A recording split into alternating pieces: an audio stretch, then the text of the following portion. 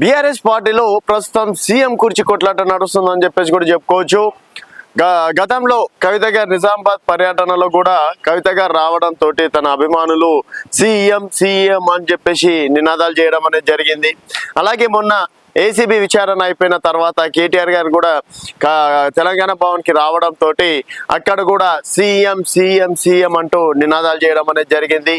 ఇదే అంశం పైన నెక్స్ట్ జైలుకి వెళ్ళిన వాళ్ళందరూ సీఎంలు అవుతారని చెప్పేసి రేవంత్ రెడ్డి గారిని ఒక జర్నలిస్ట్ క్వశ్చన్ అడగడంతో అయితే కేటీఆర్ కన్నా ముందే కవిత వెళ్ళింది కాబట్టి ఒకవేళ సీఎం గీఎం అయితే కవితనే అవ్వచ్చు అని చెప్పేసి కూడా ఏకంగా ప్రస్తుత ముఖ్యమంత్రి చెప్పడం అనేది కూడా జరిగింది.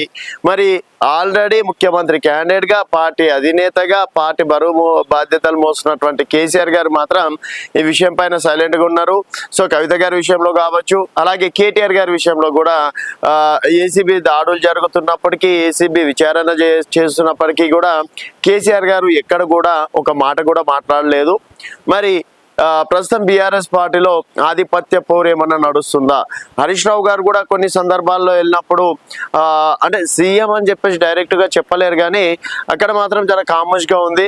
సో ఇప్పుడు బీఆర్ఎస్ పార్టీలో ముఖ్య నేతలు ఎవరన్నా ఉన్నారని చెప్పుకుంటే కేసీఆర్ గారు తర్వాత కవిత తర్వాత హరీష్ రావు తర్వాత కేటీఆర్ అని చెప్పేసి కూడా చెప్పుకోవచ్చు. సో ఈ నలుగురు పేర్లు అనేది ప్రముఖంగా వినిపించే పేర్లు. ఒకవేళ కేసీఆర్ గారు పక్కకు తప్పుకుంటే ఈ ముగ్గురిట్లో ఎవరో ఒకరు సీఎం క్యాండిడేట్ అవుతారని చెప్పేసి కూడా అందరికీ తెలిసిన విషయమే.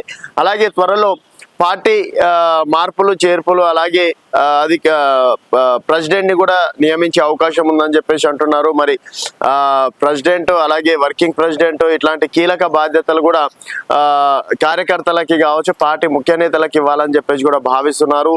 అలాగే మరి ప్రస్తుతం మరి కవిత ఎక్కడికి వెళ్ళిన సీఎం అనే నినాదాలు, కేటీఆర్ ఎక్కడికి వెళ్ళిన సీఎం అనే నినాదాలతోటి ఈ సీఎం అనే ట్రెండ్ మనకు పవన్ కళ్యాణ్ నుంచి వచ్చిందని చెప్పేసి కూడా చెప్పుకోవచ్చు. సో పవన్ కళ్యాణ్ కావచ్చు, అలాగే రేవంత్ రెడ్డి గారు కూడా గతంలో ఎన్నో సభలు పార్టిసిపేట్ చేసినప్పటికీ అక్కడ కూడా సీఎం అనే నినాదాలు విపరీతంగా ఇస్తుండే.